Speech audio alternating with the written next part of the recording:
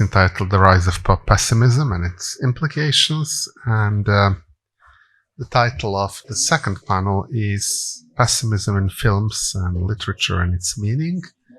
We will have 3 panelists, like in the first panel. Each of them will have 15 to 20 minutes for his presentation, and we will follow the model that Adrian set up during the first panel to allow your questions and comments after each presentation. Our first panelist is Dr. Fernando Herrero, who has taught in the fields of literature and cultural translation and interpretation studies at the University of Manchester and Birmingham in the United Kingdom. He focuses on relations between civilizations, nations, states, law and literature, politics, the grand history of European philosophy and its criticism from the margins, the template of the West and the rest, the topic of civilization, its barbarism, Spanish and English relations on both sides of the Atlantic, utopianism, the inspirational meanings of culture, the impact of international relations and foreign affairs in the liberal arts. Dr. Herrera's presentation is entitled Cinematic Geopolitics, Pessimism, Vicinity, about Lars von Trier's Europe trilogy. Thank Fernando, you. the floor is you. yours. Can you hear me okay? Can you see the slides? All right. So I'm going to be talking for about 20 minutes, and once the chair stops me, I'm happy to stop. I'm happy to send the PowerPoint presentation to those of you who may be interested in what I'm going to say. Thank you very much to Christopher Coker for the invitation, and thank you very much to the Ratio Forum for the hospitality. So let's get started. I'm going to be talking about the big picture politics, the visual field, cinema, the theme of pessimism, which we could translate as things may not be going in the good or the right direction. Obscenity, I want you to think of obscenity in the etymological sense. Ill-omened things, foreboding, rather than assuming the more conventional meaning of seeing what you're not supposed to see or seeing too much, poor taste or challenge to decorum, convention, displays of sexual themes or abuse. And I'm bringing to you one of the great European artists, Lars von Trier, of significant sustained production. I want to consider the early trilogy on the theme of Europe, Element of Crime, Epidemic and Europe, that he made when he was 28, 31 and 35 years of age, respectively. So we're dealing with 4 decades of exceptional and even creativity. Fully intentionally, I'm bringing to you a European sensibility. No Hollywood, Northern European, Danish extraction, and we've seen Europe via Germany. There are obviously various levels and layers of foreignness. Also among us, the Vaughan addition to the name is apparently a self-mocking addition and playful pomposity. E-trilogy, The Element of Crime, the first one, Mr. Fisher, a detective, is going some dark places looking for clues about the killing of girls. His strip is a phantasmagoria of ritual crimes in strange environments. A horse is hoisted up from the water. Is this a symbol of dead Europe? A voice-over tells us of the mutilated body of a woman. Viewers are exposed to disfigurement, mutilated bodies. There is a very beautiful autopsy of a little girl. Where did you get your training? Auschwitz? Ask our witnessing Fisher. Bizarre murders. The logic? Expiation is mentioned. What does that mean? There is no resolution. There's something scatological, decomposition, shit, here. There's also an aborted eschatology, no other type of future, no way out. This is core continental Middle Europe with Germany at the center. And Mr. Fisher travels with an Asian prostitute picked up randomly. Europe never lets me rest. Nightmare. Our detective turns out to be an assassin, and we see him killing a little girl who tries to jump out of a window in slow motion. Has he been one murderer all along? Fisher is apprehended. I wish to wake up now. The face of a little animal, a mouse, is seen through a hole at the end of the film. Film noir conventions. Do these make the film? Do these conventions make the film more palatable? Epidemic displays a fascination with apocalyptic tendencies, almost psychopathic images of the end of times. There are two parallel lines. Two filmmakers write a script which they follow, traveling through Germany. The journal Malaise, an epidemic brings the world to its end, going along with the script. There's a determination, there's an obscene pessimism. There's no out and no way out of this malaise, disease or general decay. And there's also, the film exhibits a very interesting patination technique. So the film is in a sense a visual investigation into the infected areas of an emblematic city. There's no cure. Von Trier is Dr. Mesmer in one plot line in this play within the play. Let's call him an idealist. There's a voiceover. And there's a delightful scene in which a poker-faced Dr. Mesmer is framed by two other doctors who insult him. And the insults are swine, apostate, reprobate, traitor, creep, renegade, Christling. All those adjectives signify not only in relation to the epidemic, but to E-trilogy in general. I'm going to skip this in the interest of time. I repeat that if you want the PowerPoint, I'm happy to pass it to you. Europa. Dangerous Germany is the world that matters, at least cinematically. There's tourism and there is foreignness. But this is not about blaming others for self-assigned virtues that go missing. World War II, Holocaust, Scout history, Black Mirror, true face of the allegory of Europe. Europa is a melodramatic train trip going deeper into Europe. The coldest film I've ever made, Von Trier has said. There's a we're dealing with combination games and clever arrangement of the pieces. Characters, color and black and white segments, realistic and dreamlike sequences, plot conventions, love affair, Nazi Germany, Holocaust imagery in the forefront and background. There's one moment in which we see almost like a Holocaust survivors behind cages, Nazi collaboration, American ingenue, English and German language uses, etc. Perhaps we can call it a pastiche film in which visual devices are also building blocks with occasional touches of the quote fucking mythological, and this is Von Trier and Niels Vorsel, term of praise after Tarkovsky, the great Russian filmmaker. Does this fucking mythological mean something like conveying metaphorical or symbolic visual power? The power of suggestion or seduction of the viewer? There's also an association with the punk movement, an abundant self-reflexivity in this trilogy. Yet, the puzzling claim is also no emotions, no judgment.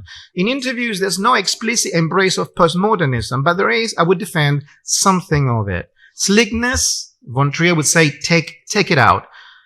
That would be his imperative. No neat packaging, no glamour, no Hollywood, no sublimation, certainly no glossy entertainment in a banal kind of way, no money making, no enlightenment, no solution, certainly no final solution, sustainable acceptance of the various level of visual discomfort, conveyed most directly, if you wish, with the whole German World War II Holocaust references, which are very abundant, particularly in the entire trilogy, but particularly in Europa. Can we assume a fetishistic fascination with these totem and taboo topics? Think of the etymology of fascination as bewitching, as witchcraft, as the casting of a spell. There's also a hypnotic activation in the film, who is the voiceover that is talking to us? This is the super ego of the idealistic young American of German descent, Herr Kessler, who wants to be, and in that is, a sleep car conductor. But we are not the wiser. We are none the wiser on the subject of Europe, the Germans or the Jews, after seeing the film. Never made films with the purpose of educating people. Rather the opposite. So, we on the opposite side of educating the public. What would that be? Not pedagogy, no morality lesson. Europa entails a lot of control. Add fucking mythological, use of rain, snow falling, darkness, etc., but not too mythological. Perhaps paradoxically, Von Trier disavows having political intentions. Like the Lego construction or jigsaw puzzle, we enter as viewers, or spectators, enter combination games, building blocks, character interplay, play with emotions, example of the old-fashioned melodramatic music going along the love-making climax of the lovers, and the suicide of the hidden Nazi collaborator, the World War II Holocaust imagery, etc. Cinematic conventions play with dangerous stuff. For example, the partisan werewolves are still fighting the Allied occupation. This is no good guys, bad guys setup. Nihilism in the sense of no positive value. What would that be? There's something of a tale told by an idiot, or the subject position, full of sound and fury signifying nothing. But what would signification be or mean cinematically? There's also an old man going through the motions of a mortally decayed Europe, striking dubious deals via the public false confession of a concentrated camp Jew play von Trier. I skipped that sentence. There's one scene in the film in which the American Colonel Harris seeks the exculpation of Anke Kessler falsely via a Jew play by von Trier. Old-fashioned romance, predictably ensues between the naive American Leopold Kessler and Fräulein Hartmann. It would be a nice sport to reconstruct the nationality and careers of the actors involved in relation to the connotations of their roles assigned in Europa. The Danes poking fun at the Swedes, both poking fun at the Nazi Germans, all at the naive occupying armies who may return the mockery, etc. I cannot help resist, but also we can play national, international stereotypes also in this gathering as well. Okay, the different nationalities. So we can play a little bit with that as well. Certainly von Trier does that in his filmmaking. Fräulein Hartmann is femme fatale, and the undercover operation is to force her naive lover to blow up the train in the slow middle of an elevator bridge, which he nearly does, supposedly blinded by the love-lust for Hartmann, who will be detained by the Americans. Show a little kindness to Germany, meaning herself, and the melodramatic suggestion of lovemaking on a miniature train layout is juxtaposed to Uncle Kessler's dramatic suicide with bright red overflowing on the patinated screen. It's a very famous image. But viewers are not meant to go for it. There is Brechtian alienation or distancing technique, and we are not supposed to emote for nothing at all. The pleasures of this great film have to do a lot with plot twisting and following the clever resourcefulness of the many cinematic devices. Everyone has been screwing me since I got here, shout Leopold Kessler out the train car window. Yes, it's true. In some kind of cunning of reason that exceeds all characters in Europa. And the play is also with us, the viewers.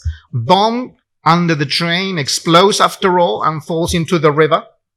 A balletic Kessler tries to escape in vain. Voice over tells us about the desire to live and, quote, to free yourself of the image of Europe, but it's not possible. From the river to the ocean, which mirrors the sky, fucking mythical in the good mocking sense of von Trier and Niels Borsell, you want to wake up to free yourself. Voice over. The same one as we heard it at the beginning of the film. Nightmare, superego, unconscious desire. Already you know the answer to the suggestion of a liberation in relation to von Trier. End of the film. Let me just wrap up the scene for now, and I want to invite major issues or problems to continue thinking about it. First, pessimism. Expect the worst. Not quite, but this is mostly about passing through uncomfortable truths and pathologies. Von Trier requires a lot of trigger warnings if you need this sort of thing. His filmmaking requires a new sentimental education and a new collection of feelings. It's great filmmaking of a true creator. Bathos and pathos. This is me thinking on my feet. I haven't solved this so-called binary. E-trilogy does not appear to want us to go to either pole of a continuum. There's clearly no catharsis. There's no dramatic irony or self-knowledge. There's no punishment for the violation of the Tottenham taboo of collective being. Viewers are in between banality and tragedy, pastiche and bricolage of bits and pieces and historical traumas, alluded, synthesized by the name of Germany. This is cinema with no thesis. There is also an invitation to a no-romantic lack of identification, non-empathetic distancing, something like the Brechtian estrangement and alienation techniques. The Dogma 95 so-called constant camera holding and move is emblematic in his later production. Again, there's his self-imposition of no slickness, no polish, even though Europa is a highly stylized film with a lot of control. And after that, he went in other directions. Post-Oedipal play. I'm saying this not only taking into account von Trier's family biography. There is something of a missing name of the father or world order. In this filmmaking, there's no utopia of collective bodies huddling for warmth, Frederick Jameson's famous definition of utopia. The collective huddling that we see in the trilogy is always already uninviting, and there's no way out of this distress. The individual male surveys coolly, and this is a very cold head on the shoulders. There's no warm heart, and certainly no redemption, no salvation, no metaphysical seductions, but fucking mythological. Atheistic filmmaking then. Nihilistic. Hypothesis, is there lurking somewhere a proto-fascistic longing for an authority figure, a master signifier, a tying of the narrative or the plot or the web of characters? Final clarity or resolution or solution, perhaps. Is this also in us as viewers, as you witness, or at least my reaction, when we witness von Trier's, certainly this trilogy, but also some of his other films, do we want to wrap up? Do we want to clarify? Do we want to set things in a straight line? Or do we want to just go with the pastiche, let's say, lacking resolution?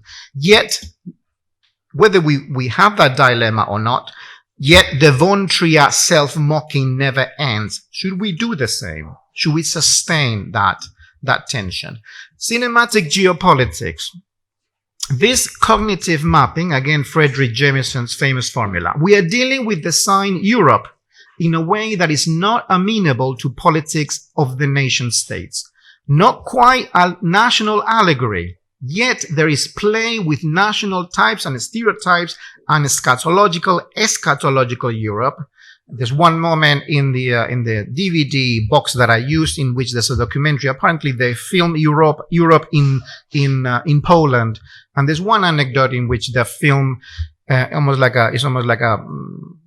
looking at the toilet seat and they just, because it's not working, right? So they almost like making fun of how poor the facilities are, but there's something there that it's not just the toilet seat in poor Poland. There's something European about that type of tension or dimension.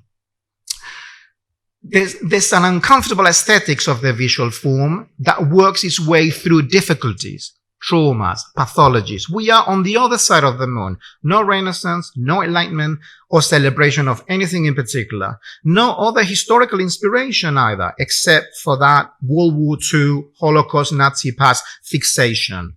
And yet there is a tremendous creativity. I, for one, continue feeling captivated by von Trier's filmmaking that places demands. It's a bricolage creativity, a Lego constructivism of cinematic conventions coming out of a love of cinema, his own obsessions, some European motifs, landscapes, etc. Is von Trier cinema formalistic then? The dark themes prevent from being so. Is it philosophical? I would not be able to say. Is it religious? No, at least according to established conventions of the various Christian churches in that moments in the trilogy in which is clearly poking fun at the priest figure. The priest figure in both films is always a little bit unpleasant and there's something dubious and devious about them.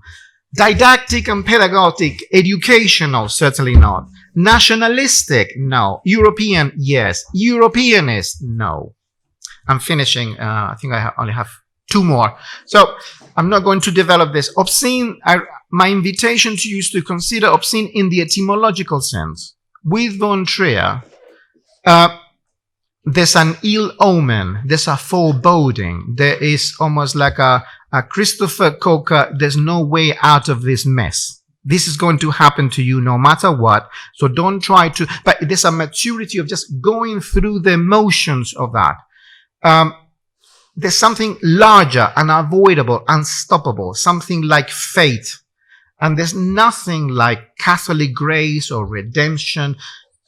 I find it difficult to even find moments of tenderness in the film. Perhaps in one of them with his collaborator, the scriptwriter. Perhaps there's an element of it. I can't resist by making the comparison, since Hollywood has been mentioned this morning.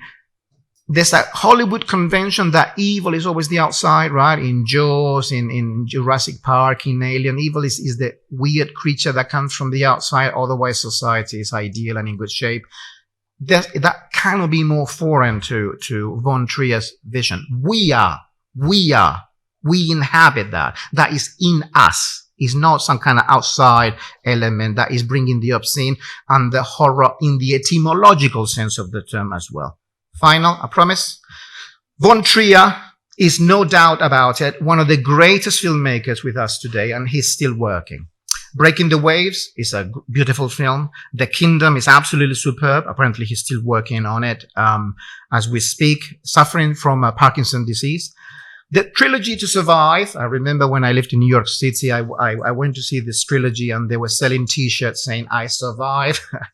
I survived Melancholia and Antichrist and Infomaniac, because it's a difficult trilogy to witness, because he was also suffering from depression. They're very dark films and they're not entirely successful. So if you want to survive, see if you can survive that trilogy. It deserves another viewing in moments of strength. The end of Melancholia, for example, contemplates the destruction of the world, and there is here much more than individualistic fighting of one's demons of depression. I'm finishing with this. The House That Jack Built insists on a serial murder. This is mature cinema in the best sense of the term. Popular, pessimistic, but there's no optimistic side of the coin tossed high in the air. And who cares? But look at the accolades and polemics in relation to this impressive cinematic production. Thank you very much. So now the floor is yours. If there are comments, questions, remarks, please. Lars von Trier.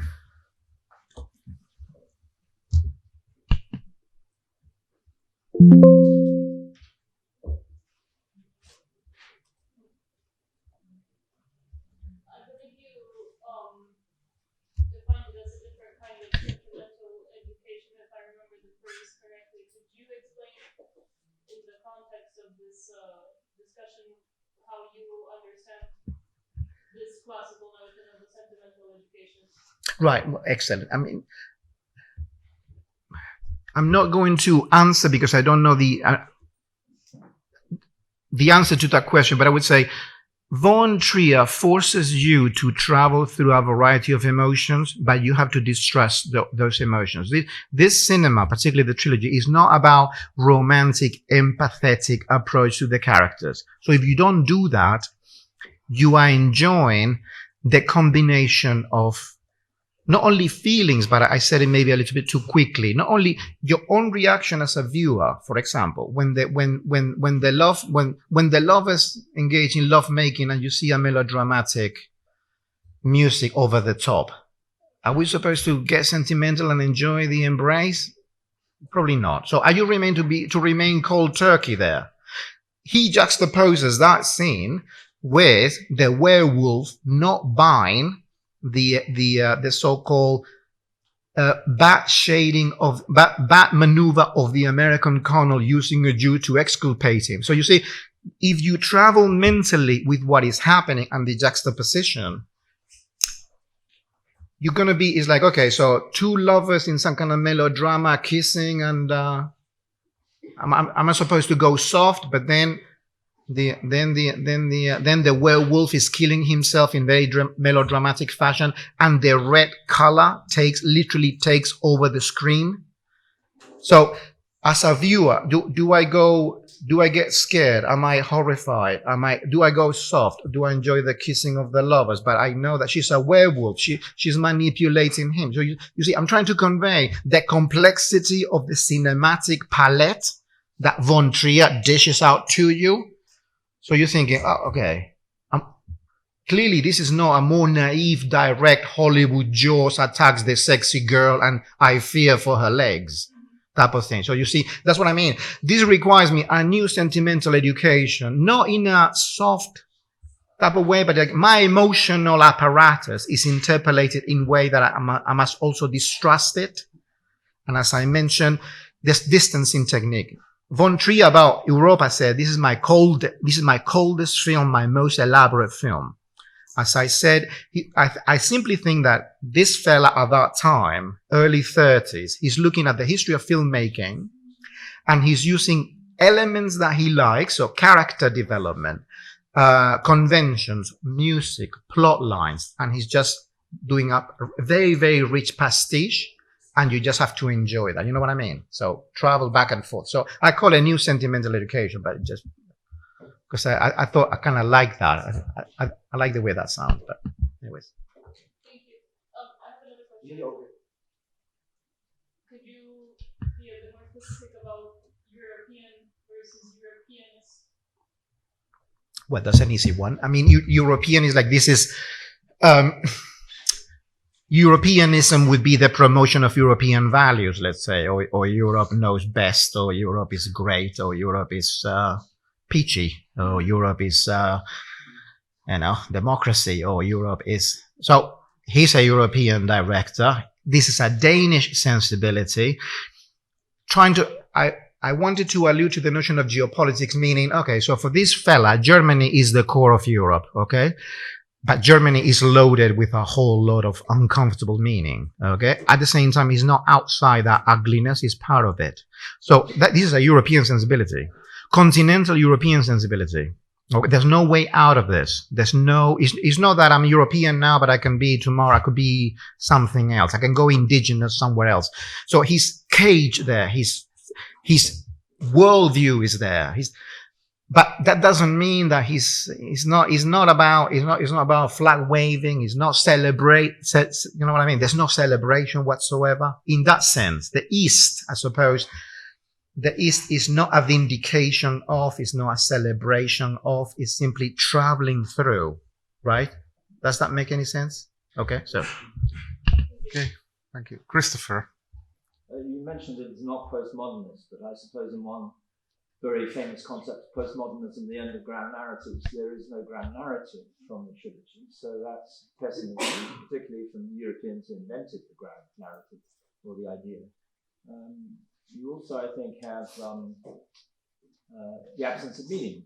You don't know what the meaning of the films are. So you're still, I think, you're personally remonstrating with yourself to find out, is there a meaning, or is the meaningless the meaning of it all? The nihilism strikes me with another trilogy, but a written trilogy, Celine's 3 novels about the end of Nazi Germany, which are very nihilistic and were written at the time. So, postmodern, surely there's a kind of postmodern inflection in this trilogy. The reason why I mentioned that there's an interview in that DVD set that I'm happy to pass the information about, in which he himself does not appear very moved by the notion of postmodernism. But I do think he is. And this is the 80s. You're absolutely right. There's no unique synthetic grand narrative. He's even playing with that type of thing. The reason is that from a cinematic standpoint, I don't know how to take the notion of nihilism. I don't know what that would mean. I don't sense longing in him for anything in particular. So if that is longing even for meaning, something sustained, I don't think, you see, I don't know how to resolve that question. Because from a philosophical standpoint, he's simply juggling filmic elements. right? But clearly, there are also the dice are loaded in one direction. The direction of trauma, the direction of violence, the direction of collective manipulation, abuse, violence, and all that kind of stuff. So biographically also, I didn't mention that, but biographically, this is a fella who was told by a dying mother that, okay, the one you thought your father is actually not your real father. So he does have the whole father figure missing type of bastard being told by a dying mother, which is also a scene in a trilogy as well. And in that scene, he remains very, very cold. So I presented that as a hypothesis. I don't think this is a film about finding the name of the father, who then will be the just punisher, expiation. It doesn't go that way, but it plays with that. There's one scene that I skipped in one PowerPoint. It's actually a scene that is difficult to, it's even difficult in Epidemic. Epidemic is a very interesting film in between two great masterpieces. There's one scene in which a black Catholic priest is preaching to who knows who, but he's using the C word, he's using the P word, so he's like, what the hell is happening here? What is this preaching? And as I said, in Europa also, the image of the priest is actually a Nazi collaborator, right? So if those figures will entail a synthetic meaning, I don't think he will deliver that. I don't think he would want to deliver that, but he's playing with that. And this is the 80s. So yes, it would be the pinnacle of postmodernism, let's say. All right. That's great. Okay, thank you. The last question. Yeah, one more question. There was an interesting theory talked about Hollywood genre and the comparison between the Hollywood and the European movies. And you said that in Hollywood, the general idea is that the bad comes from the outside, if I'm remembering correctly, and in European kind of doing movies, let's say, it's from the inside, right? Is it? Did you talk about the whole European kind of, or the whole European movies, or just the Lance von Trier movies? No, right. Because, and I can detail. I'm also thinking about, for example, of some movies in examples that are not in this series. For example, on top of my head would be The Shining. Would you say that in The Shining, in Stanley Kubrick's Shining, the bad is also from the outside or from the inside? No, good. I mean, excellent. Look, obviously, I was trying to be a little bit pedagogic, binary. Okay, we are in Europe. This is European platform, so I was trying to kind of kick against a certain easy popcorn Spielberg. But the formula of Jaws and Alien, I think, is very clear. Namely, humanity is more or less all right, but so-called evil, the evil figure, the disruptive element, comes from the outside. So Jaws, it also is an animal. It's an animal monster. It could also be history, right? So Alien is one example. Again, that's very clear. Okay, so there you have the sexy astronaut. There could be internal tension among the people in the crew, but what do you do with that creature? You just have to kill it. There's no dialogue. You don't see it and negotiate a treaty. It's a simplistic formula that Hollywood reproduces time and time again. Okay, so against that type of consensus, which again is like society is all right, but there's an outside element that's going to bring chaos, havoc, and we have to destroy it. And there's no dialogue, there's no exchange, there's no anything. So against that, I just call it European, but von Trier has nothing to do with that. Because one can even say, using the cheap trick and say, okay, this Danish guy is not a Nazi, right? But he assumes the Nazi legacy. Not only in Kant's confrontations, because he's been confrontational and playful, but in von Trier's films, you watch this trilogy, because then he also has a very rich filmic production. But you watch those films, let me tell you, you are deep in there, in all the characters. And it's like that is gonna that sand, that dirty sand, is gonna get inside your clothes. So the whole good guy, bad guy doesn't work with any of them. So if you want to use the language of evil, all the characters do inhabit that, right? So you carry that with you, and it's not going to be solved. It's not. That is an ongoing filmic recreation, processing of that. That is part of who we are, and by we, I call it European, for lack of a better word. He's thinking about Europe, so I don't think this guy is making in this film a sense of Danish society. This is continental, or Europe as a horizon, Europe as a film. Again, also putting in parentheses, for example, he loves Tarkovsky, and he will say that. So the Russian filmic production is close to him very much as well. And biographically, in his case, he's a great admirer as well of Hollywood. So I was just trying to be a little bit simplistic just for the sake of it. But for example, I always hate, even, for example, as much as I like, what's the New York Italian American, Scorsese. As much as I like Scorsese, I just can't take the whole kind of Catholic shit about, evil and vampires. It's just bad. You know what I mean? There's something about it. It's too simplistic. So for me, Von Trier is much more intellectually, emotionally satisfying, because I cannot separate the elements. You know what I mean? It's not that you can just go to those films and say, okay, I'm going to stick to this character and feel kind of all right. Everyone is kind of messed up, and you know what I mean? So anyways, but thank you for the question. Okay, thank you. We'll continue later. Now we go to our second presentation, which will be done by Dr. Dejan Ognjanović, who is an expert on horror literature, who did his PhD on historic poetics of horror genre in Anglo-American literature.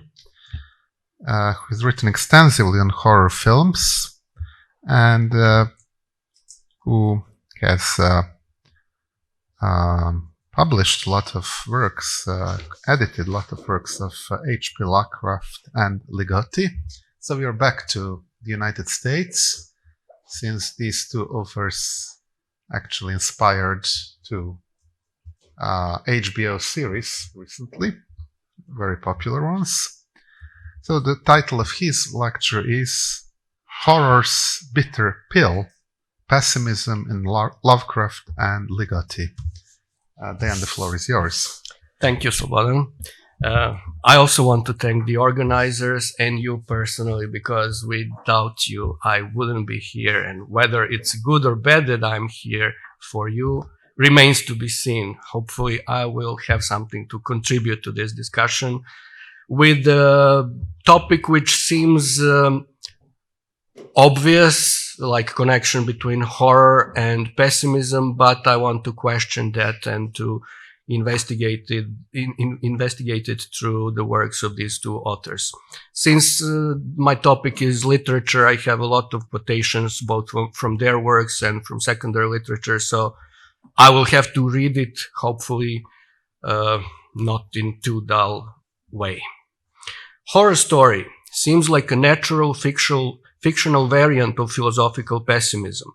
It depicts a dark and dangerous world filled with natural and supernatural powers aimed at man's destruction.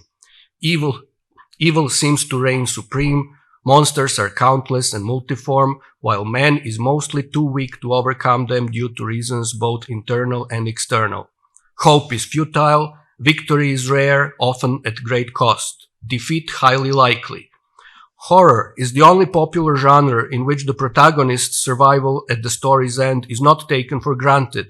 Quite the opposite. Other genres, comedy, western, SF, crime, adventure films, typically end with some sort of uplifting happy end. Only in horror is the audience aware in advance that the more likely outcome is for the monster to remain undefeated.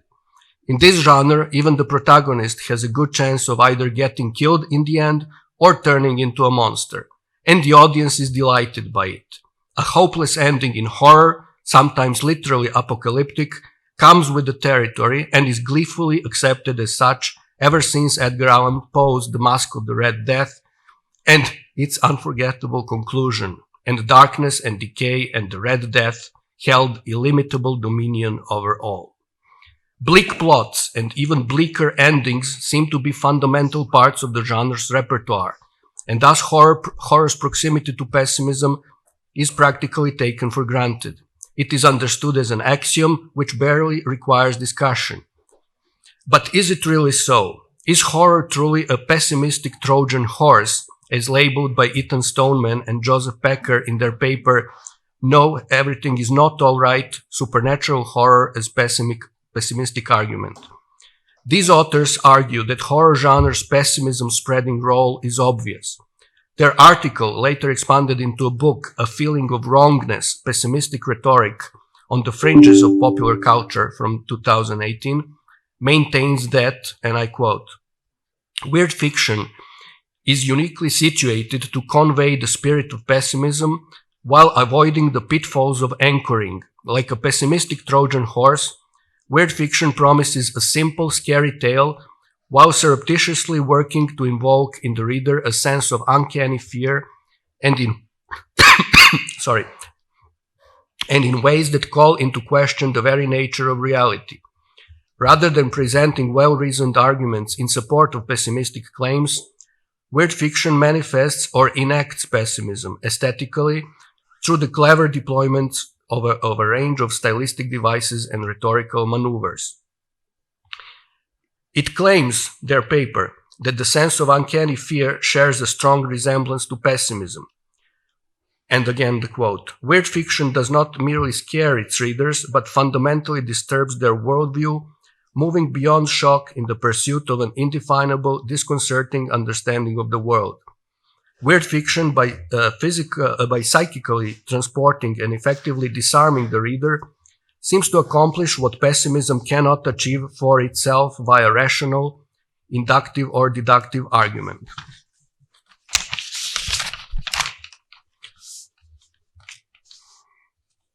According to their paper, the weird tale creates a sense of uncanny fear, a feeling of ontological wrongness, and thus affords a pessimism a suitable model of rhetorical effectivity. This paper questions the above assumptions, testing their claims in the works of two horror writers in whose writing pessimism seems to be most apparent, H.P. Lovecraft and Thomas Ligotti. American author H.P. Lovecraft, who died in 1937, would seem to be a perfect representative of pessimism. In his writings, life is terrible, whether viewed from personal or global perspective. In either case, disappointment, suffering, and defeat are inevitable. The memorable opening of Arthur Jermyn, one of his stories, intones, "Life is a hideous thing, and from the background behind what we know of it peer demoniacal hints of truth, which make it sometimes 1,000-fold more hideous." Then the titular character goes on a road of self-discovery, and what he finds out about himself and his direct ancestors leads him to suicide by self-immolation. His compatriot Thomas Ligotti, born in 1953 and happily still alive, sounds even more pessimistic.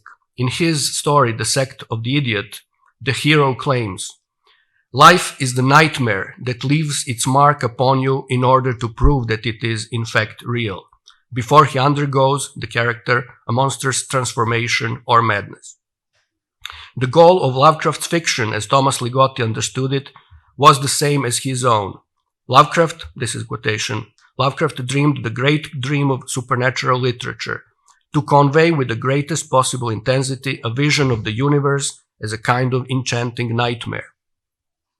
These two authors both agree on the basic premise, on what I would call the big black truth. Life in this universe is a hideous nightmare. This idea is expressed in most of their stories through a similar plot pattern. A character stumbles accidentally or through his pursuit upon hints that our world is not what it seems, which will lead him, and it is invariably a he, to the revelation that revelation of the big black truth. This revelation usually affects him in one of these four ways. It kills him, it drives him mad, it turns him into some kind of monster, or rarely, number 4, he remains alive but forever cursed by the horrible knowledge. A comparison of the ways in which the discovery of the big black truth is handled in two stories by these authors should be helpful to better understand the possible approaches to dealing with horror's bitter pill of pessimism. I have selected two stories which share approximately the same length and a very similar basic plot. A solitary man comes to a secluded town which is described in great atmospheric detail, where he encounters hints that the entire town participates in a strange otherworldly worship which eventually draws him in as well. A comparison will be made between Lovecraft's relatively early tale, The Festival, from 1925, and Ligotti's The Sect of the Idiot from 1988, collected in his first collection.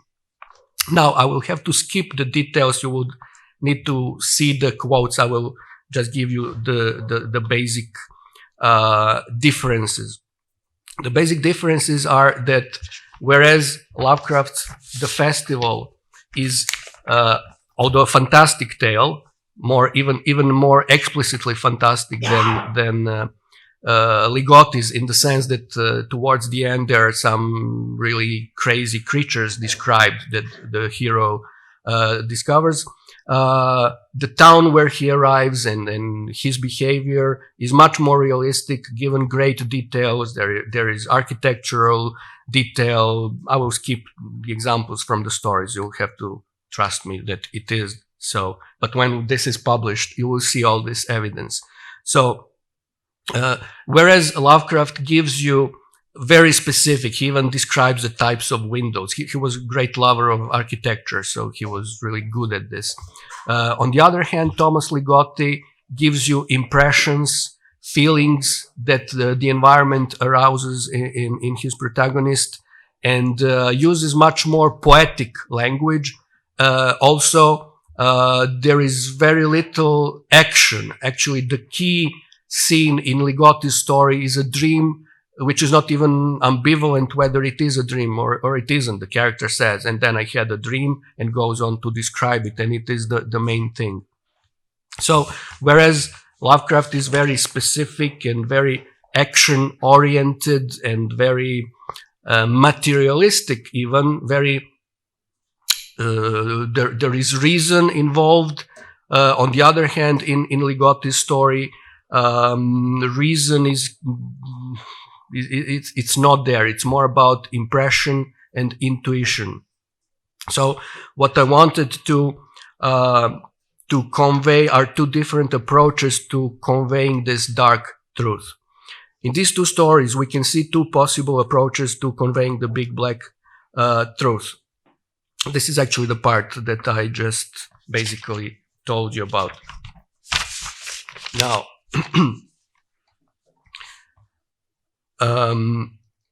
all this investigation with all these examples and comparisons between these two authors brought me to another set of questions.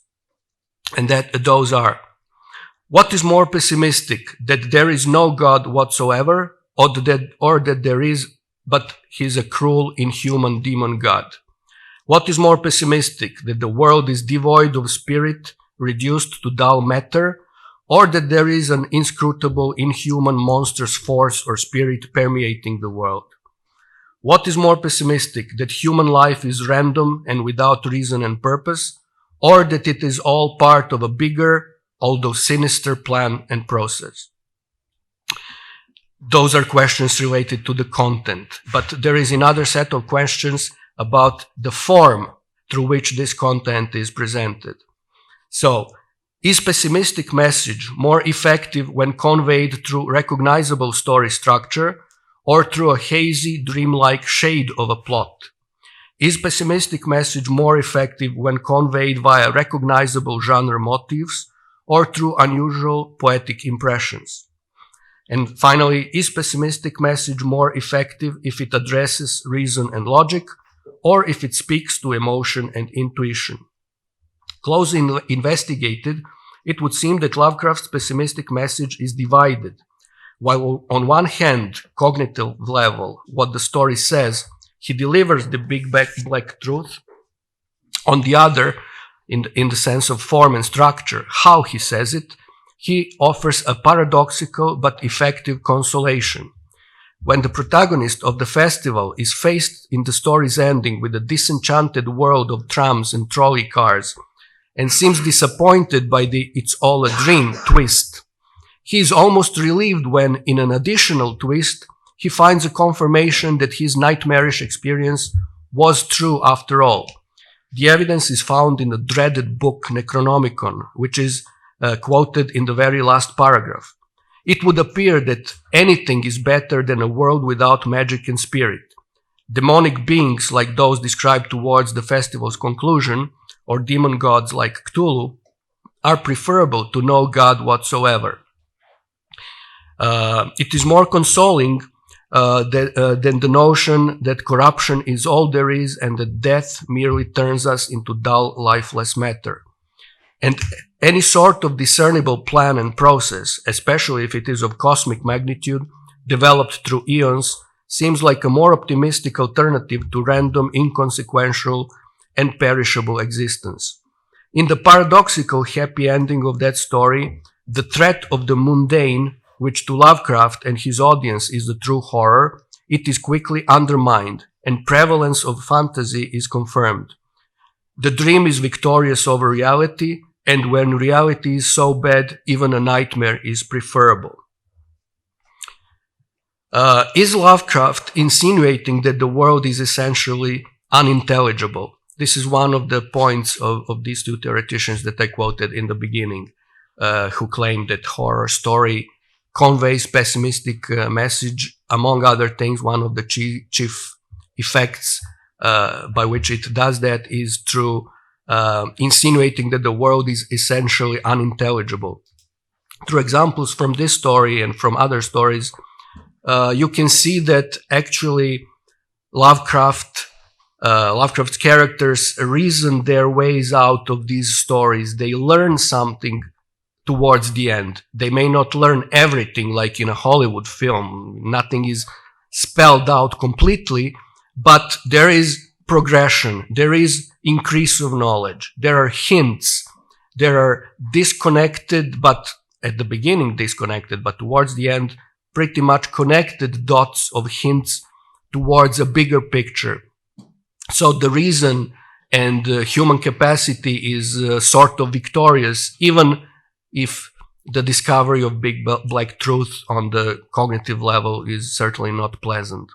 On the other hand, what Ligotti does is, like I said, give you a language and approach which is not so audience friendly, in the sense there is very little action, there is very little progress in knowledge in terms of character finding out. So there is no mystery plot, there is no goal-oriented structure that we have in Lovecraft's story.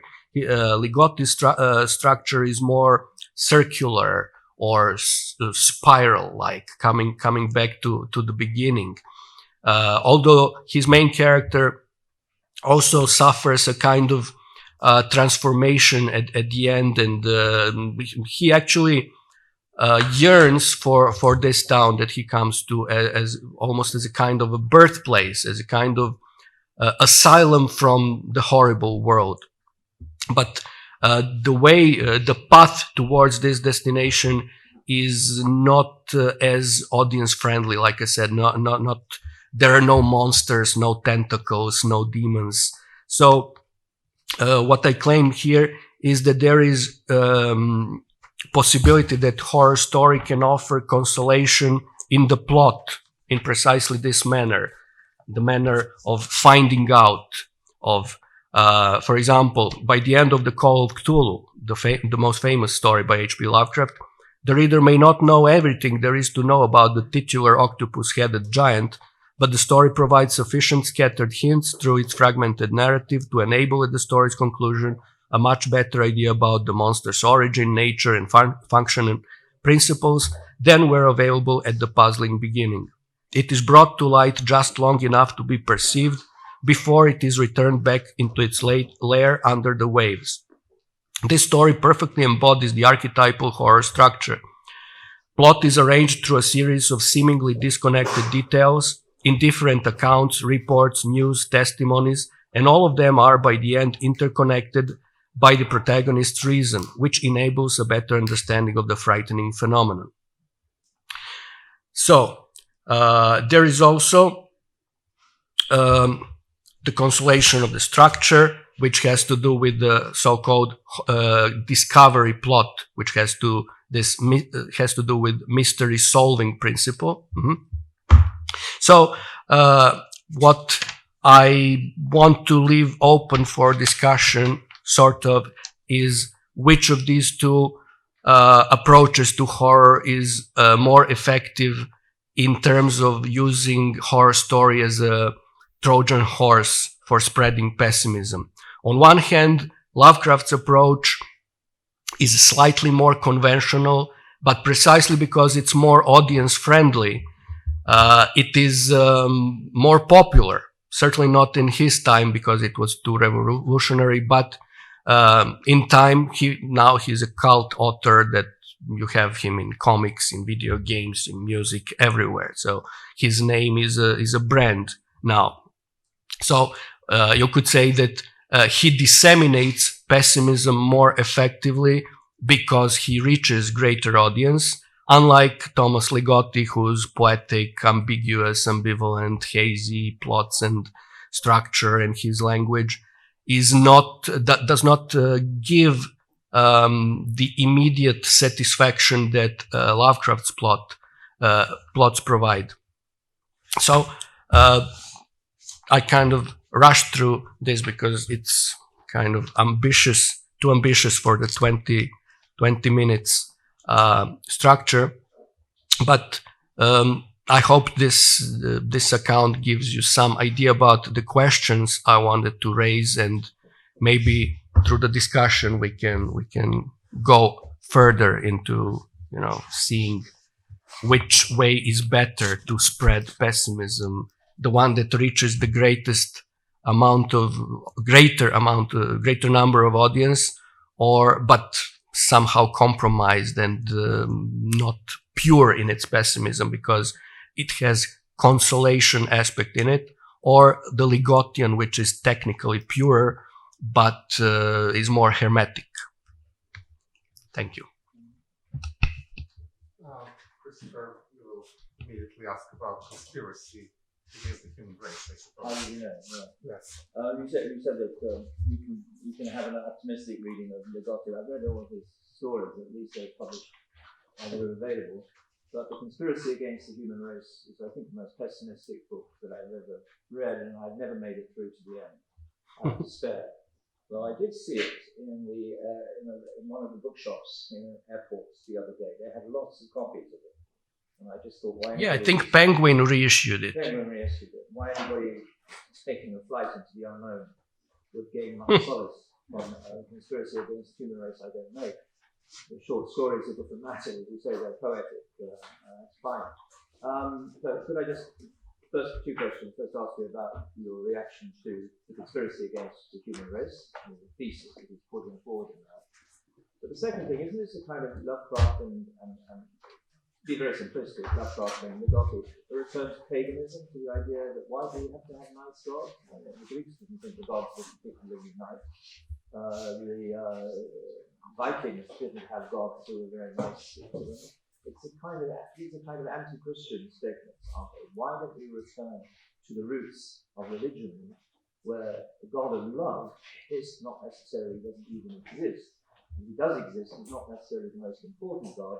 And thirdly, he doesn't have much power to actually help us. Poor old Prometheus, what happens to him when he tries to be nice to human beings? He gets rounded, punished eternally in the most horrific ways. So just your response.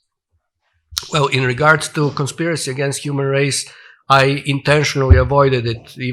I'm not sure if I mentioned it somewhere in the paper, because I wanted to deal with horror fiction, how pessimism is conveyed through horror fiction.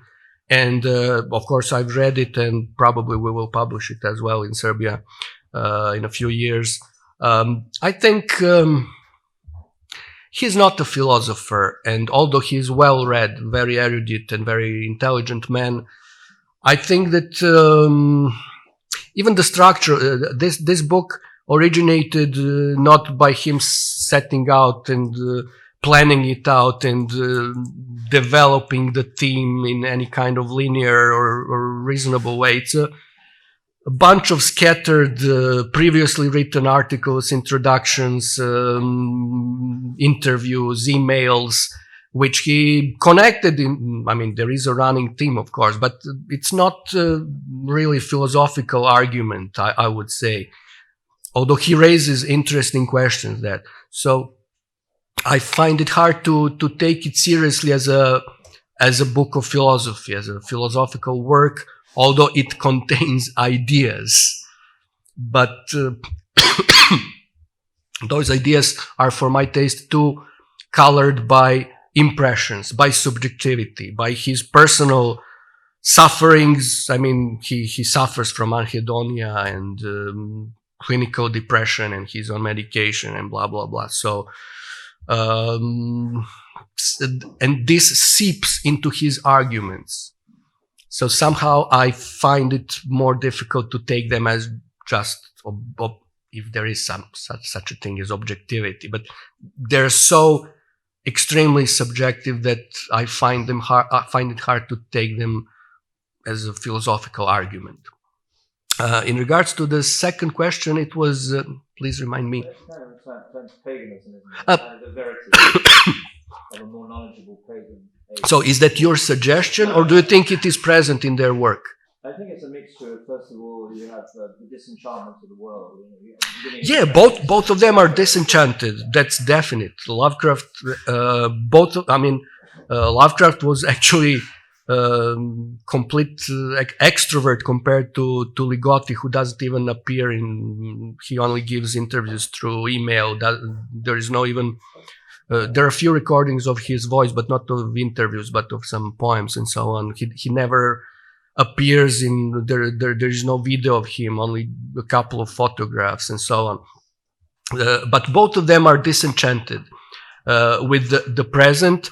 But unlike Ligotti, who doesn't see solace either in the past or in the future, Lovecraft had solace in the past. For him, Georgian England and ancient Rome were pinnacles of civilization so far, and he liked to imagine himself living there. And in that sense, he was closer to paganism, but only in the sense, if I had to embrace some god, I would rather embrace those pagan ones than Christians. He was certainly very far away from Christian, but he was too positivistic and too materialistic to embrace any kind of delusion. He was very rational and very knowledgeable about the history of ideas, including religious ideas, and how those religions came to be paganist, like Arthur Machen was one of the horror story authors who influenced him, or Algernon Blackwood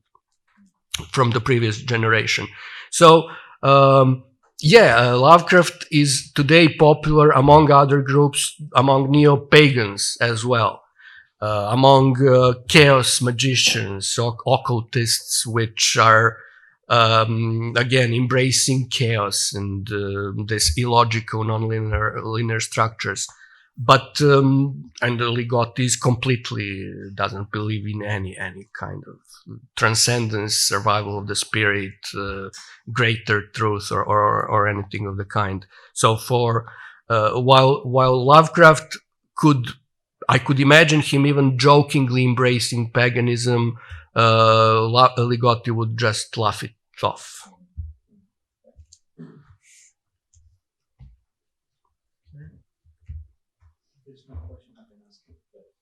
Sure, please.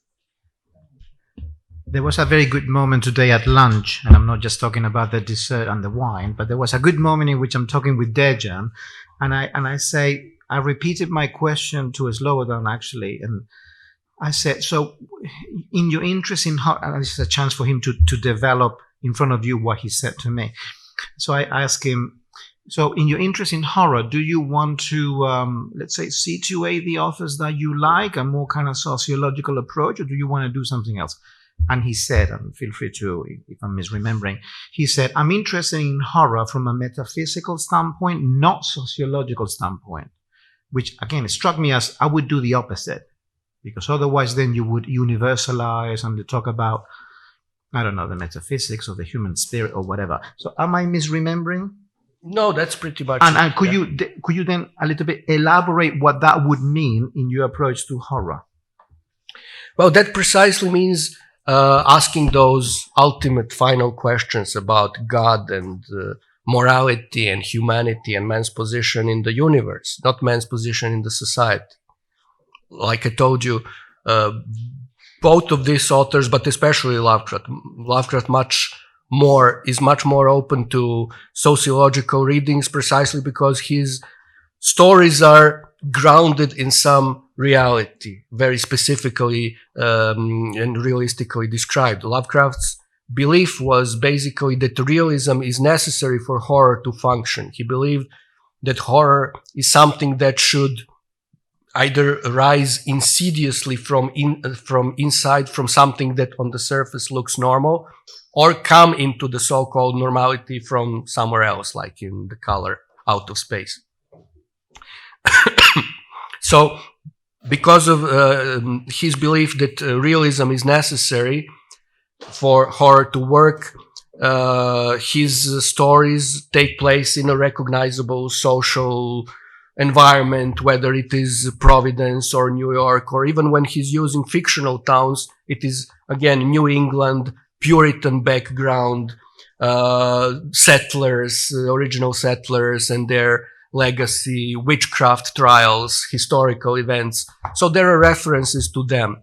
On the other hand, Ligotti gives his characters some vaguely Middle European names. He does not even, his characters are usually nameless, or if they have names, they're called, I don't know, Ptar, or something like invented, something that one imagines people in maybe Romania or Hungary or Serbia are called, So Ligotti's stories are not,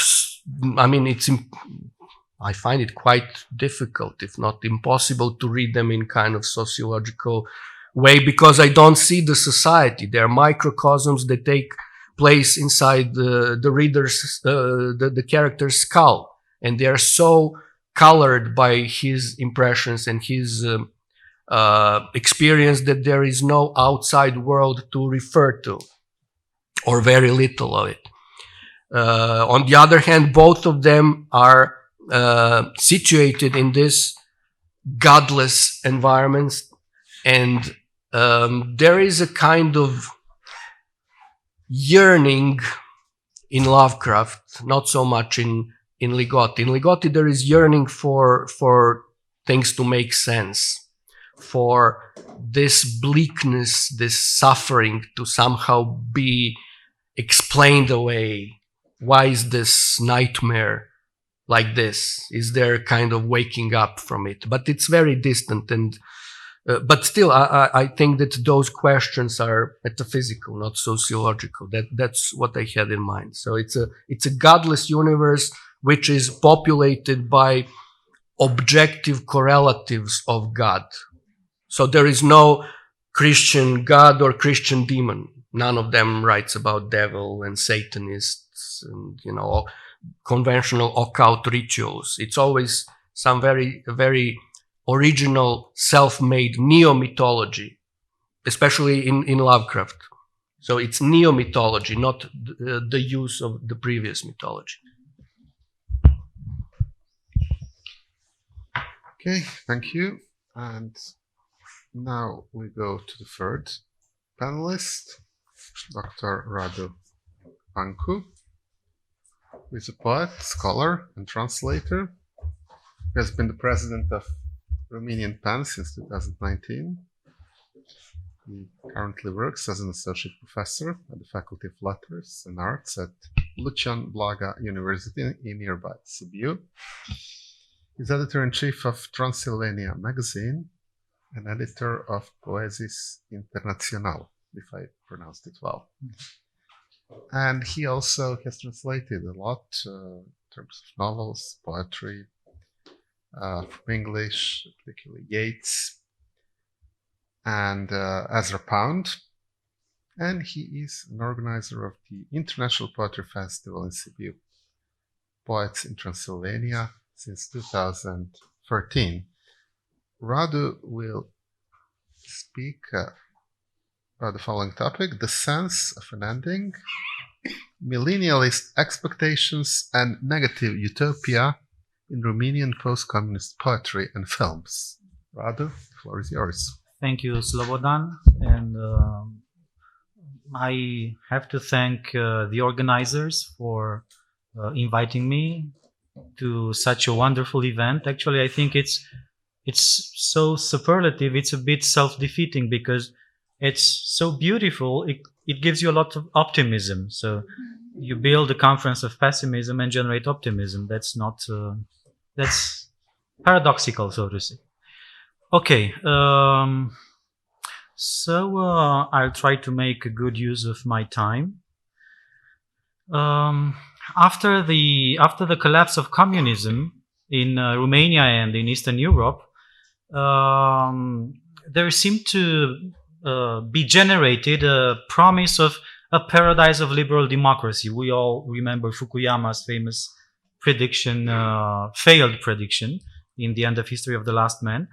But even though he was wrong in his famous prediction, he was right in feeling that at least in the first years in the area was a sense of universal rebeginning, restarting.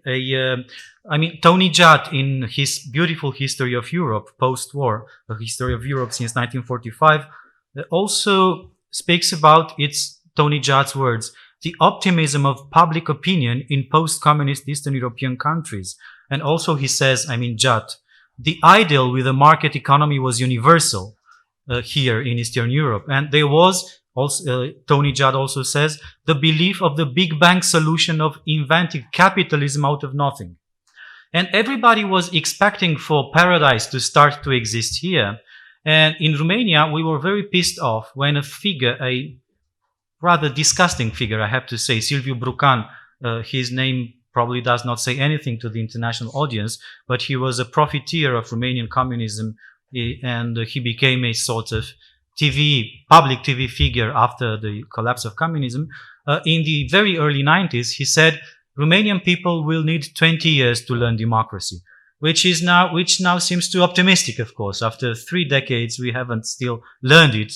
We are learning it okay-ish, but it's still a long way to go. But then this sentence, this dictum of Brucan's released a lot of protests. It seemed so pessimistic, so apocalyptic, so to say, so unfair. No, we will build democracy on the spot, starting with tomorrow, maybe not today, but tomorrow. And this was the general feeling in the area, indeed. But then poets disagreed. Not only poets, artists mainly. We all remember Ezra Pound's famous dictum, poets are the antennae of the race. They feel in advance the horrors, the catastrophes that are going to happen. And so in Romania, and not only in Romania, poets started feeling apocalyptic and writing apocalyptic poems. And they wrote with a sense of an ending, to use Julian Barnes's famous title, when everything seemed to rebegin. So all around them was euphorically trying to move forward. Poets were very dysphorical and writing their own personal, and then we will see political apocalypses, which was strange. Now, when you read the productions, which I'm going to briefly overview in 1 or 2 minutes, you cannot but remember the same thing happened after the French Revolution, when there was, let me find. So it's not my idea actually. It is an idea which is formulated by Isaiah Berlin in The Crooked Timber of Mankind in his 1959 book. Berlin sees a direct causation between the dark apocalyptic of the Romantics and the militant, it's Berlin's words, the militant and sometimes genocidal nationalism of the 20th century. It's strange, and he also sees that this dark romanticism is a direct reaction to the Enlightenment, to the lights, to the belief in reason, in progress that the French Revolution brought with it. It was a reading in a mystical, apocalyptical manner of the historic events. It is what William Blake did when he wrote America, a Prophecy. He wrote a trilogy, Blake, you remember, 1791, if I'm not wrong, to 1793, starting with America, and then with what he called the American Revolution, and then with the French Revolution. And he read them as the Armageddon. Literally, I mean. The apocalypse taking place beneath his eyes. And okay, you can expect a poet to do that, because and you can expect a poet like Blake to do it, of course. But when it comes from a scientist like Joseph Priestley, the man who discovered oxygen, and the famous chemist and the famous political scientist, and the guy who was one of the most instrumental minds in the creation of the First Amendment in the US and so on. Priestley has a meeting with Adams, who was vice president at the time, and he tells Adams the very same things. He says, I find a quote. Adams retells it in a letter to Jefferson. I put it someplace else in the essay, but I'll find it quick, hopefully. No, I won't. I will find it later. So Joseph Priestley says, I see in the downfall of the French monarchy the destruction of the first horn of the beast in the apocalypse. The beast has 10 horns. And then he says, the 10 horns are the 10 European monarchies. And the other 9 are going to fall soon, and so on. And he literally read the apocalypse in the historic events. It was in the zeitgeist. It was in the air of the time to operate like this. So the Romantics were the antennae of the race reacting to the lights of the French Revolution. Then, and their reaction led, Berlin says, to the enraged and genocidal nationalism in the 20th century. And this is an idea which was also formulated by at least 2 Romanian scholars in relation with our foremost romantic poet, Mihai Eminescu, our national poet. So Lovinescu, who was the most important Romanian critic in the 20s and 30s, and Ioan Petru Culianu, Eliade's disciple and assistant professor at Chicago, wrote the same thing. Culianu did not quote Lovinescu, but he most probably knew about it. Lovinescu in the 40s and Culianu in the 80s wrote that if Eminescu lived long enough, if he did not die in 1889 when he was 39, but would have lived to his 70s and his 80s, which was plausible, he would have been an ideologue of the Iron Guard, of the fascist Iron Guard in Romania. His nationalist romanticism would have been transformed into the genocidal nationalism in the 20s, in the 30s in Romania. Now, coming back, so the Romantics had a similar reaction towards the Age of Reason, the Revolution of Reason in France. The Expressionists, then, moving on, had a kind of similar historic reaction. They were living the La Belle Époque. They were living in an age which also seemed to be destined to be the peaceful millennium when everybody enjoys the fruit of reason and of progress in science and in the arts. Of course, there is no progress in the arts, but some believe there was. Robert Musil, we remember, built a very powerful satire to that feeling that they were living La Belle Époque in The Man Without Qualities in 1930.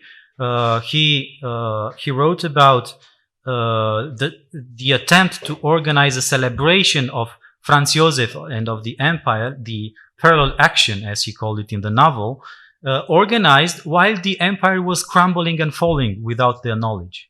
So the Expressionists, starting in 1905 with Die Brücke in Dresden, or in 1911 with Der Blaue Reiter in Munich, started painting images of a shattered universe, started writing poems of a universe which is crumbling and is falling apart.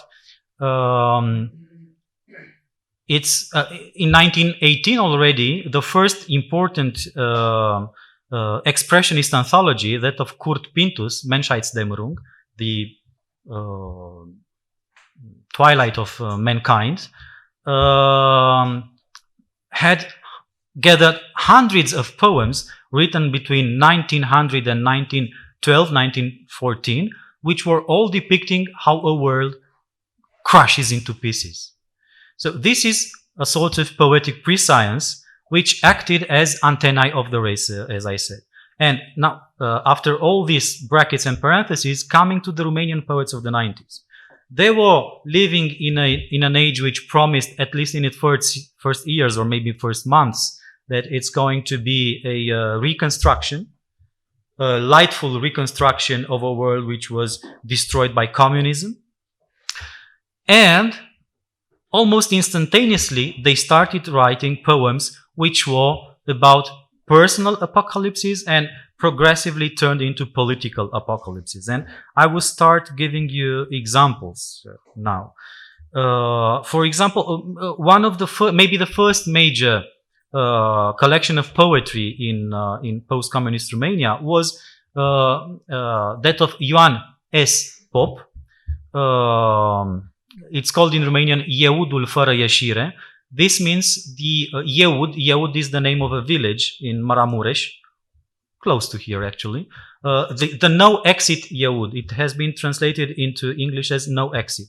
And it depicts a world which is collapsed, is a post-apocalyptic world whose survivors living in a home for people without any families and are self-destroying themselves via alcoholism and via it is not alcohol actually that destroys them. It's the feeling that everything is over and nothing can be rebuilt and humanity is over. Humanity is destroyed to the very last component of its DNA, and it's such a dark image of the person and of the village that the people of Ieud were actually revolted by the image of the village, and they made a public protest signed by the professor of the village, who said that if Pop comes back to Ieud, because he has moved to Bucharest in the meantime, we will make sure that it really is a no-exit village for him. And the most important Romanian literary critic of the period, Nicolae Manolescu, had to go himself to Ieud to talk to the villagers and to the teacher there and to convince them that it's a wonderful poetry collection which glorifies the city actually and puts the name into the long durée history of Romanian literature, and they eventually forgave him. So, but what I want to emphasize, besides the anecdote, it's a very metaphysical Inferno. Very individual, very personal, very metaphysical, with no interest for the social, for the political, which do not even exist for him. It's a one-person Inferno. The world shrunk to one person without any social tissue, any political tissue, because these are all impossible. Now, it's an Inferno of the intimus. Now, intimus is the Latin, of course, it's the word which gave us intimacy in modern languages, but in Latin it was a superlative. It was the superlative of intus, which means inside. Intus means inside. Intimus is what is most inside you. What is your most precious inside. This is what intimus and what intimacy should be, actually. So it's an inferno of the intimus, of what's more intimate and more alone, actually, also within us. The next book I want to refer to belongs to an author from Moldavia, from the province of Moldavia, Constantin Acosmei. Publishes in 95 a book which was finished already in 92, was already written in 92. In 95 he published it, it's called The Dead Man's Toy, Jucăria Mortului for the Romanian audience. Jucăria Mortului, it's also an inferno of the everyday, the banality of evil, but in some other sense than in Hannah Arendt. It's the description also of a one-person inferno of Iași, a city which is so gray in his poems, so dead. So it's like walking in the scenography of an inferno, but some people start existing in this inferno, actually, unlike in Ioanes Pop. He sees people in bus stations sometimes.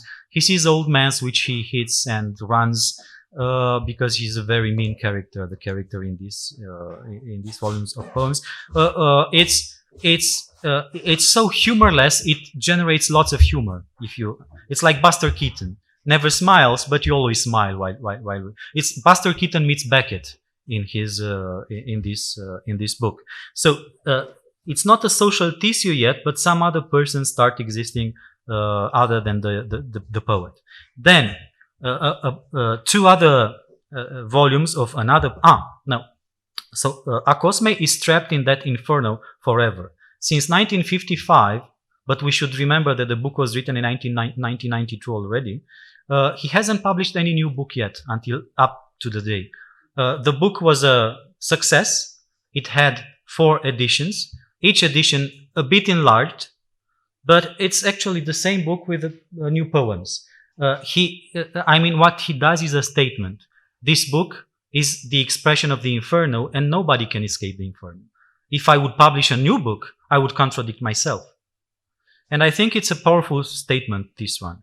Now I'll move to the third Romanian poet I want to make reference to, Marius Janusz.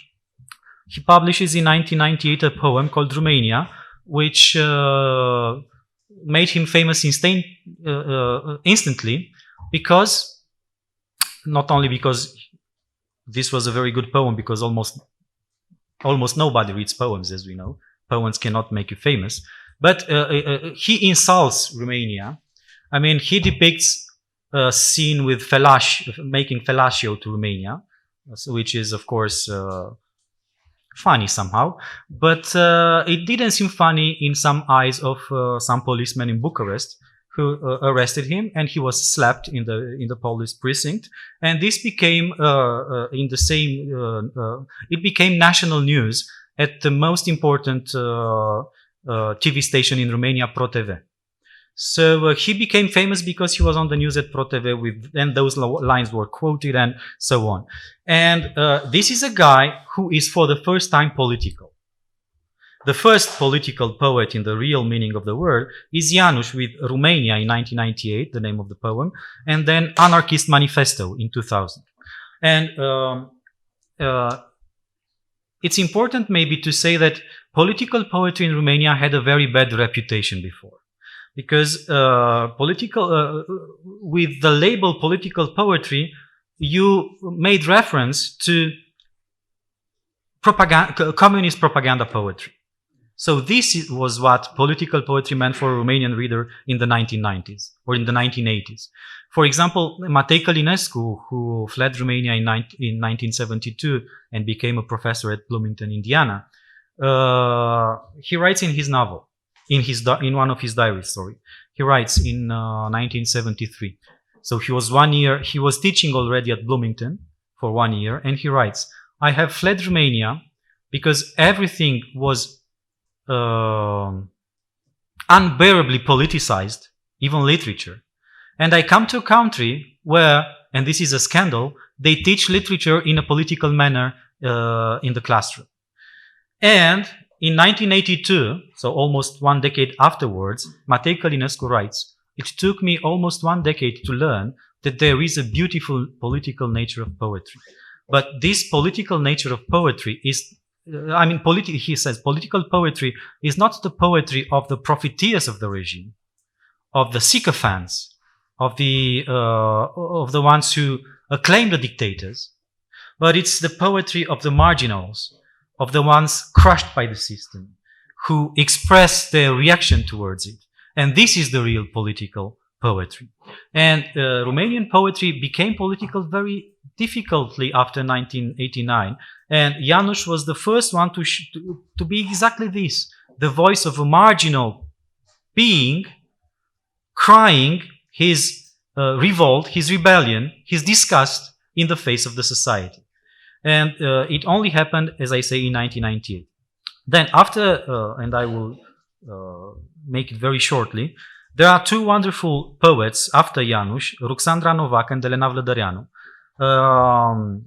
Ruxandra Novak published in 2003 a poem, a volume called Eco Graffiti, Pedagogical Poems, Flags on the Towers, and Elena Vlădăreanu in 2005 a beautiful collection called Europe 10 Funereal Songs. I think you don't even need to read the book, you know what it says from the title. And these are fully political, fully engaged, fully committed, very strong, very personal in the same meaning. So it's poetry for which community exists. And this is the paradox, I think, one of the paradoxes of Romanian poetry.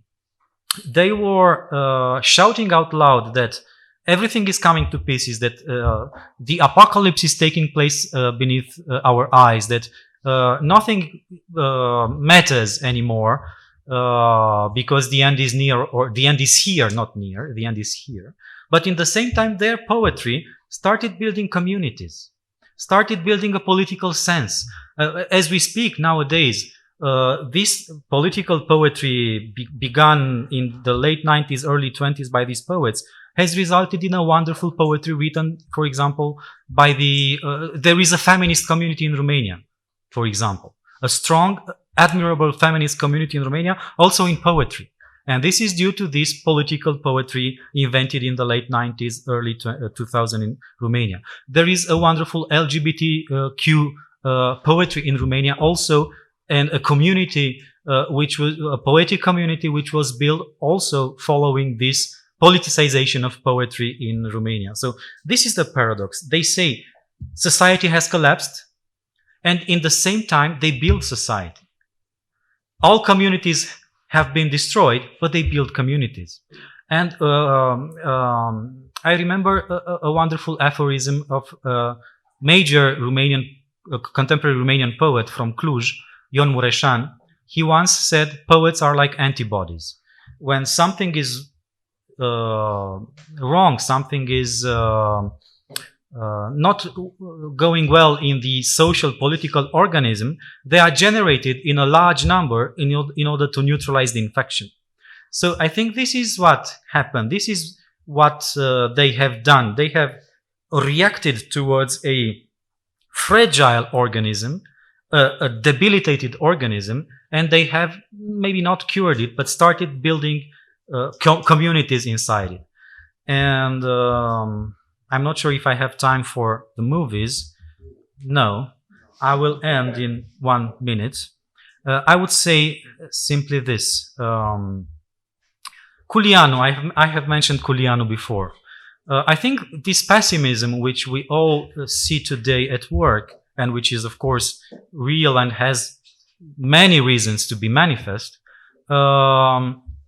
I think is connected, or maybe is a byproduct of what Culianu called in his last book, Modern Gnosticism. Culianu's last book, the one he was writing when he was shot in the head in the toilet of the University of Chicago in 1991, a crime which is not solved even today, because the police in Chicago says, I quote, it leads to way too high political levels in Romania, unquote. So the book he finished actually was called The Tree of Gnosis. And he shows there that Romanticism was the penultimate gnosis, and the modern nihilism is a modern Gnosticism which stems in the Romantic gnosis. And he understands by gnosis, simplifying very much, he understands a dualist system for which matter is bad and the spirit is good and is captive within the matter. And of course, if you look at the Romantics, it worked like that. If you look at the contempt for matter that a good part of the modernity had, it was indeed Gnostic. But what I see now in the attention towards nature, in eco-poetics, in the recuperation of nature, in the attention to global warming and so on, it's an abandonment of the disgust for nature and for matter, and something very anti-Gnostic, so to say. So I see in this eco attention that we all have, a way out of that Gnosticism and of that pessimism that Culianu wrote about. And I stop now. Maybe there is time for discussions.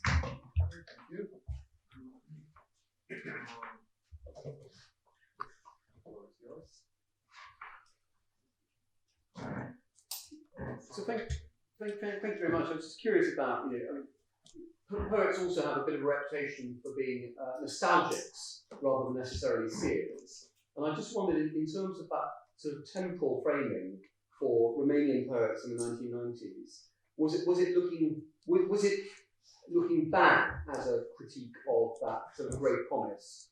What was, if you like, their sort of temporal aspect as they wrote about the disappointment of Romania's transition? Well, it is usually true, yeah. Usually poets are nostalgic. At that time, they were not in Romania because there was no past to be nostalgic towards. I mean, the immediate past was the communist one, so which was infernal, of course. So they were reacting towards the present. They were very bitter towards the present too, and what they said was, well, we don't think the past was horrible, but we fear that the present is too, and the future will also be horrible. So nothing can be built. Actually, it was not nostalgia. It was a disappearance of the sense of the future, so to say. I'm not sure. Maybe Christopher Coker, maybe somebody else spoke today about the disappearance of this feeling of the future, something like that. And it reminded me of a phrase in Aleida Asman. Aleida Asman in 2019 also wrote about the disappearing of the sense of the future as a symptom of totalitarianisms. In a totalitarian regime, there is no future. You cannot build anything. This is one of the worst things inside totalitarianisms. And what those Romanian poets was saying was, well, you may be out of a totalitarianism, but you will not be able to build a future, because evil, like in all Gnosticisms, evil, the prince of darkness, is the one who rules this world. But outside the poetic sect, so to say, there was a nostalgia in the Romanian society, and it was for an interwar Romania, which was extremely idealized. Nobody spoke about the fascist connections of Romanian intellectuals in the 30s. Nobody spoke about the fascism of Eliade, of Cioran, and so on. It was completely ignored. And that it was a golden age. Sometimes it was even called the golden age of Romanian culture and of Romanian history. It was the idealization of what was pre-communist. And it took at least a decade until the first intellectual voices in Romania started demythifying the Romanian interwar period. I remember, when you think about it, I remember during the election campaign in 1990, that my father said, do not kill the God of the future. We had T-shirts with that written on it. That was exactly it. Poets recognized that the future was in danger. They were very perceptive and worried about what was coming. They were, the poets, as you said, they're like the antibodies. Yes, they felt it, and it was very soon that I think the rest of the population started feeling it. With I think the first massive loss of the sense of the future happened in 15 June 1990 with I'm not sure if it's translatable in English, mineriada, the miners coming to Bucharest. Maybe you remember the historical event, and crushing the liberal democratic opposition to the leader of the National Salvation Front. And it was then the first moment when Romanians started mass emigrating. And because of that, and exactly because they felt they had no future in such a Romania, where the leader of the most important party of the time uses paramilitary troops in order to crush his opposition and to kill his enemies. And this resulted in, you know that between, these are official numbers, between 1989 and 2020, Romania had the largest emigration index in the European Union countries and the 17th on the world, in the whole world. It's 287%, so almost 3 times higher than the average immigration index. Bulgaria has even higher. I'm not sure, but I had the map here, maybe. No, it's I used the Global Migration Report Last 2022. Yes, Bulgaria is number 1. Okay, we will argue about this. No, it's significantly above, 20% above.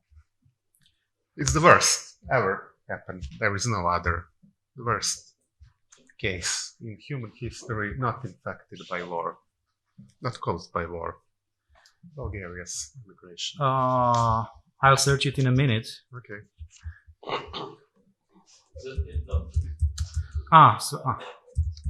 The drop is from 8.7 million to 6.9 million, so you can calculate how much it is. Yes, from 8.7 to 6.9. But in terms of percentage, it's the highest.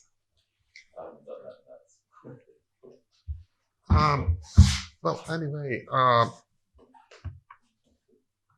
any questions? I will make one remark about those 10 kingdoms because it has something to do with millennialism. It's, of course, Apocalypse 17:12.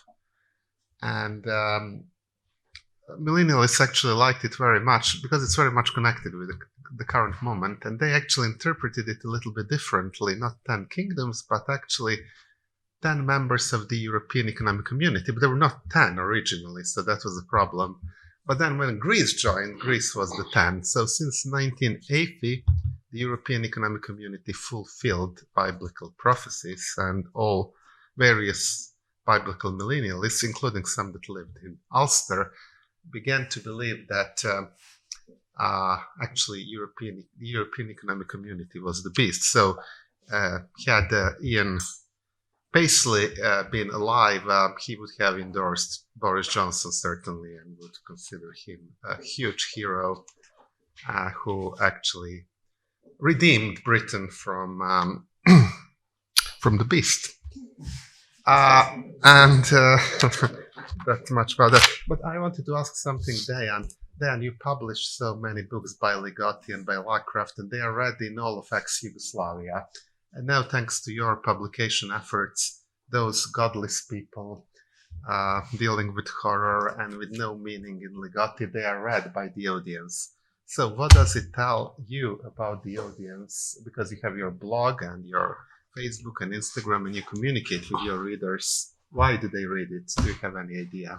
Because we speak about pop pessimism. Well, we're not, first of all, we're not talking about big numbers. So to have 1,000 or 2,000 books by Ligotti or 3,000 copies by Lovecraft, it's not huge. 10 times than academic books. 10 times. Yeah, but we're talking about fiction, not about... Those are frogs and grannies. Okay. The numbers are not huge, but they are greater than they used to be. I believe that part of it has to do with this edition because now it has become a brand. So it's a local thing. It will not be interesting to those who do not live in Serbia. So now we have a brand, and so whether we publish Ligotti or John Smith, they will buy it because it has proven to be a quality selection. But other than that, Lovecraft has become great brand throughout the world, including Serbia, thanks to video games, to comics, to pop culture, not so much thanks to TV series and stuff, even movies, although they're not successful, but even those B movies still helped to spread his name and popularity.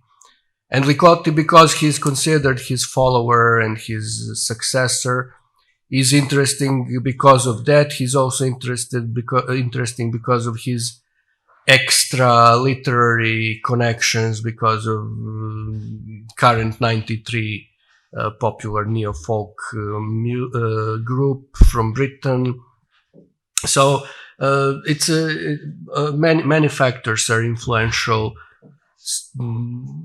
And okay, maybe I don't know whether you expected me to say that. I guess we have been through a lot in the 90s, and after we had a so-called democratic salvation in the early 2000s, which quickly turned into nothing, and now we have these Populists.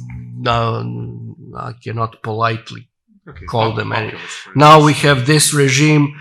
I guess the bleak messages and hopelessness and nihilism and pessimism of these authors is the only thing that people can see, because when we were under Milosevic, we had hope. When once we overthrow him and European Union is just around the corner, and when they accept us, everything will be great. And now there's no hope of EU, no even belief in EU as salvation, because we've seen too many hypocritical behaviors, too many lies, false promises, too many supports to villainy. So Lovecraft So- says pseudo salvation. Aha, someone Okay. is. I guess I said something too subversive, so they want to kill my mic. Maybe I should stop here. So yeah, bleak messages are the only messages that seem realistic to people in Serbia. Maybe that's the reason. Okay, and maybe the last question is about von Trier. So if you now look von Trier and all his trilogies, and you have underlying themes of Europa and of course human condition, does it become more pessimistic over time? Does it change? How did Europa look at the beginning and in the last movies and human condition? Good question. I think the whole Nymphomania trilogy is very hard to take, and maybe that was a particular moment in his life in which he was undergoing depression. That trilogy is very difficult, but the end of the apocalypse, the end of it, is a really beautiful ending of that film. At the same time, for example, Breaking with the Waves is very different film. I would say, with his world vision as a filmmaker, that once you assume there's no way out, it's going to be cumulative. I'm not answering the question, but I'm trying to now visualize. I think it's cumulative. I don't think there's a certain notion of fate. Once you know there's no way out, that things build up and things accumulate, and in the kingdom, for example, things become more obscure. There's something that disease continues taking over, and there's no cure. So once you, I don't know, do you become fatalistic? Do you become? I could tell you that obviously I watched the trilogy to be here, and it does something to your system. But it enriches you. I was walking around the Midlands in England, feeling a little bit enriched, but also perturbed by what I had watched. So I don't know if that's answering your question. And I suppose that there's an echo with the fellow panelists that there's something about once you expect nothing good to happen, then you just keep going and just travel. So I suppose, but there's certainly this oblique world there. It's just, it doesn't. I don't know what you see. What I mean, I resist the notion of pessimism with Von Trier because I don't know even what the alternative would be from a cinematic standpoint. An alleviation of what I'm describing, a lightness of what I'm describing. So when you watch the trilogy, are there moments of levity? No. Are there moments of when, for example, in Epidemic, when he's co-writing the script with his collaborator at that time, that moments of two friends working together. So probably those are the moments of lightness in Von Trier, but the absolute, let's say, horizon, it's just bleakness. You know what I mean? I'm not really answering the question. Okay, so if we organize a summer school in pessimism, we should start with Lars von Trier's films and give Ligotti as a farewell gift. Can I ask a question? Of course. I would like to ask Radu, since we did not have the opportunity to hear your presentation, the films part that you announced, can you just give us some brief summary or some brief overview of the film that you talked about? I think it would be too long, it would be too cruel. It's impossible to kind of have some General overview kind of thing.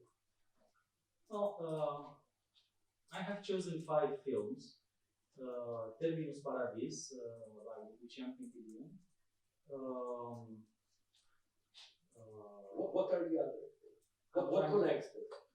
It's exactly this feeling that they depict a world which has been destroyed irreversibly. This kind of post-apocalyptic feeling, even though the apocalypse does not have a nuclear or a warlike cause. You don't know what the cause is, but what you see is a world which has been destroyed irreversibly. And this is what unites them from Terminus Paradis, which is, I think, launched I'm sure, in 1998, to Radu Jude's films. I have chosen 2 of his films also, which are created under our eyes in these years. And they all describe Romania, where evils, traumas, historical traumas tend to return. Think about the Barbarians movie of Radu Jude. I don't care if we enter the history of Barbarians. It's a phrase uttered by Marshal Antonescu in the 1940s when he asks the assassinations of Romanian Jews in Odessa. And he says, in the ministry meeting, he says, I do not care if we enter the world as barbarians. And Jude has chosen this to be the type of his film, in which he recreates this massacre from the point of view of a contemporary director in the movie. So it's a mise en abîme. And this is the feeling that the extremism, radical nationalism, fundamentalism, all these evils of today are a repetition of the past traumas, and it obviously disagrees with the famous Marx dictum that history repeats itself first as tragedy, the second time as farce. No, it's always a tragedy. Thank you. Perhaps a very good ending for the second session. Thank you very much. Thank you for coming here. And now we will have a coffee break and then our final panel number 3, which will, of course, be 10 minutes late.